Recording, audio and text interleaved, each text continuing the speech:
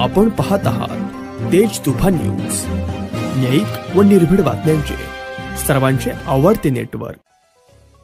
पुणे जिल्हा पत्रकार संघ यांच्याशी संलग्न असलेल्या आंबेगाव तालुका पत्रकार संघाच्या वतीनं जुन्नर, आंबेगाव, खेड, शिरूर तालुक्यातील पत्रकारांसाठी एक दिवसीय कार्यशाळेचं आयोजन 23 मार्चच्या जीवन मंगल कार्यालय मंचर इथं करण्यात आलेलं आहे। यावेळी TV9चे संपादक उमेश कुमावत व सकाळ माध्यम समूहाच्या साम न्यूजचे निलेश खरे यांनी पत्रकारांची भूमिका कशा असाव्यात याबद्दल विचार व्यक्त केले।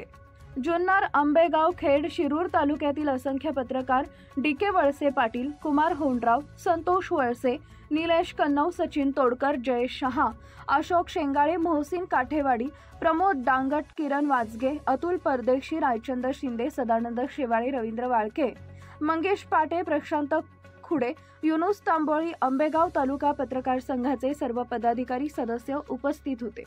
मुख्य संपादक अयूब शेख, तेज तुफान न्यूज, मंचर, आंबेगाव, पुणे।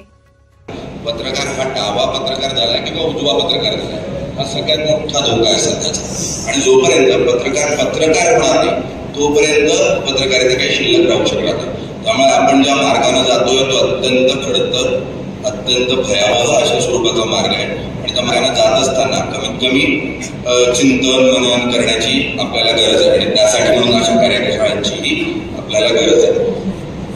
लोकशाहीचे मुख्यतः आपण 4 आधारस्तंभ म्हणतो, त्यातले 3 प्रमुख आधारस्तंभ आहेत। चौथा आधारस्तंभ हा आहे पण आणि नाही पण, त्याला संवैधानिक अशा स्वरूपाची कुठे मान्यता नाही। पण 3 आधारस्तंभ कोणते तर विधिपालिका आहे, कार्यपालिका आहे आणि न्यायपालिका आहे। मधल्या काळामध्ये म्हणजे गेल्या 30-40 वर्षांमध्ये आपण जी विधिपालिका होती, संसदीय प्रणाली होती, ते चालवणारे जे आमदार खासदार होते त्यांच्या मुळात विश्वासार्हतेवर प्रश्नचिन्ह निर्माण कोणी केलं तर पत्रकारितेच्या माध्यमातून एक मोठं प्रश्नचिन्ह त्यांच्यावरचं उपस्थित झालं। मग त्यांचे भ्रष्टाचाराची प्रकरणं असतील, त्यांची वागणूक असेल या माध्यमातून। त्यानंतर कोण होतं, कार्यपालिका किंवा प्रशासन होतं। प्रशासनावरचे अनेक प्रश्नचिन्ह तयार होत गेले, ते आपण मांडत गेलो, त्यातून त्यांचीही विश्वासार्हता कमी होती। त्यानंतर अत्यंत महत्वाची पालिका होती ती न्यायपालिका होती। आणि मधल्या काळामध्ये गेल्या 10 वर्षामध्ये या न्यायपालिकेवरचा विश्वासही जवळजवळ सर्वसामान्य माणसाचा कमी होत चालला। आणि मग काय झालं तर जे आपण आधारस्तंभ म्हणतो त्या सर्व आधारस्तंभांना तडे गेल्याचे चित्र तयार झाले।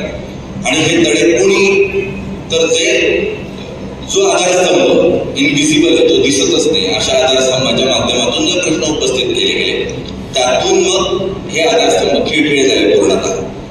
हे करत असताना आपल्याला हे सातत्यानं लक्षात घ्यायला हवं की ज्या वेळेला आपण वाईटाकडे बोट दाखवतोय त्यावेळेला चांगल्यालाही आपण प्रशस्तीपत्र देणं, चांगल्याबद्दलही बोलणं हे खूप गरजेचं आहे। जर ते नाही केलं तर आज जी परिस्थिती तयार होते ती परिस्थिती तयार होते आणि त्याला आपण कारणीभूत होतो, हे आपण मान्य केलं पाहिजे पत्रकार म्हणून। कारण आपण चांगल्याला चांगलं म्हणणं विसरून गेलो आणि फक्त वाईटाकडे इशारा करत गेलो आणि त्यातून मग प्रत्येक जण प्रत्येकाकडे अविश्वासतेने पाहायला लागला आणि कोणावरच विश्वास उरला नाही अशी परिस्थिती तयार झाली। आणि त्यामुळे पत्रकार म्हणून आपल्याला आपण स्वतःची विश्वासार्हता गमावत असताना इतरांचीही विश्वासार्हता जपणं आणि स्वतःचीही विश्वासार्हता जपणं हे अत्यंत गरजेची, हे जाणून घेणं गरजेचं आहे। आणि त्यासाठी म्हणून अशा कार्यशाळांची अत्यंत गरज आहे। मी काय मार्गदर्शन करू ग्रामीण पत्रकार? मी स्वतः एक गावातून वर आलो, तिथपर्यंत मुंबईत पोहोचलो।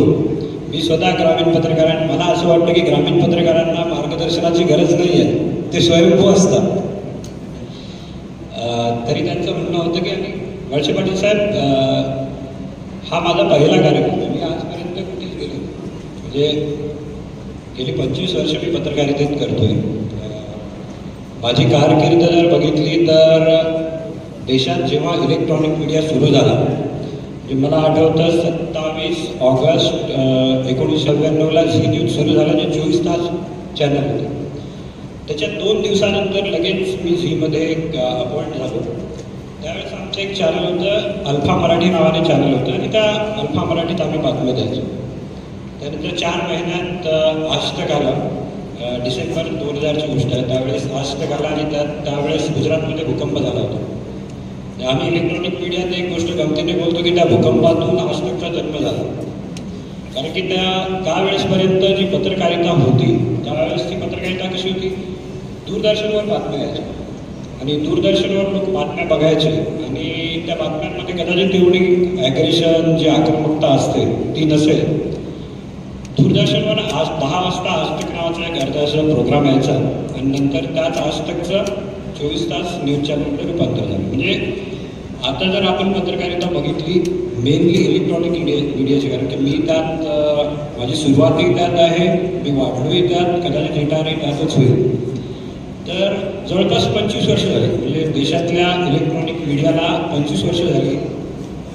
आणि मला DK बोलले की तुम्ही एक मार्गदर्शन करा की प्रिंट मीडिया हा जो आता शिफ्ट होतोय डिजिटलकडे, तर प्रिंट मीडिया संपेल का, आणि जे ग्रामीण पत्रकार आहेत त्या ग्रामीण पत्रकारांसमोर काय आव्हानं आहेत. मला वाटतं की आव्हानांचं जर बोलायचं तर SM देशमुख बोलले आणि त्यांचा अभ्यास त्यात तगडा आहे. कारण की आता जेव्हा आम्ही एक चॅनल हेड करतो तेव्हा माझ्यासमोर जे प्रश्न येतात की ग्रामीण पत्रकारिता म्हणजे कसं, जे स्ट्रिंगर असतात गावागावात आम्ही स्ट्रिंगर अपॉइंट करतो. कारण की टी व्हीत एक लक्षात घ्या, कारण बऱ्याच गोष्टी मी तुम्हाला टी व्हीविषयी जास्त सांगू शकतो, त्यामुळे वळसे पाटील साहेब मी थोडं टी व्हीबद्दलच जास्त बोलेन. की टी व्हीबद्दल जो लोकांचा व्ह्यू आहे, कारण मला असं वाटतं की टी व्हीला आता सध्या या देशात फक्त 25 वर्ष झाली आणि या 25 वर्षात जो इलेक्ट्रॉनिक मीडिया आहे त्याच्याबद्दलची जी विश्वसनीयता आहे ती मला वाटतं की अगोदर जास्त चांगली होती. जेव्हा आम्ही आलो म्हणजे 99 किंवा 2000 साली हे सुरू झालं, त्यानंतर आता 2025 आहे, तर पहिला जो काळ होता 8-10 वर्षाचा, त्यावेळेस जे इलेक्ट्रॉनिक मीडियाचे पत्रकार होतं, मला अजूनही असं वाटतं की त्यावेळेस त्यांचा जो रिस्पेक्ट होता, जो आदर होता तो जास्त होता. म्हणजे जेव्हा जसा जसा काळ पुढे बदलला जशी पत्रकारिता काळानुसार बदलत जाते ती बदलत गेली, त्यानुसार आता तो आदर आम्हाला स्वतःला जाणवतं की तो पत्रकारांविषयीचा आदर जो इलेक्ट्रॉनिक मीडियाच्या पत्रकारांचा आदर आहे तो कमी झाला.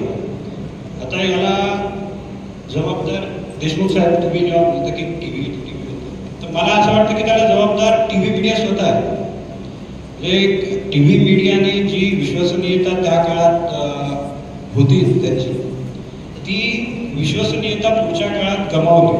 म्हणून जो प्रेक्षक आहे, कारण शेवटी प्रेक्षकांना बातम्या हव्या असतात, निष्पक्ष बातम्या हव्या असतात आणि त्यामुळे यूट्यूबर्स वाढले.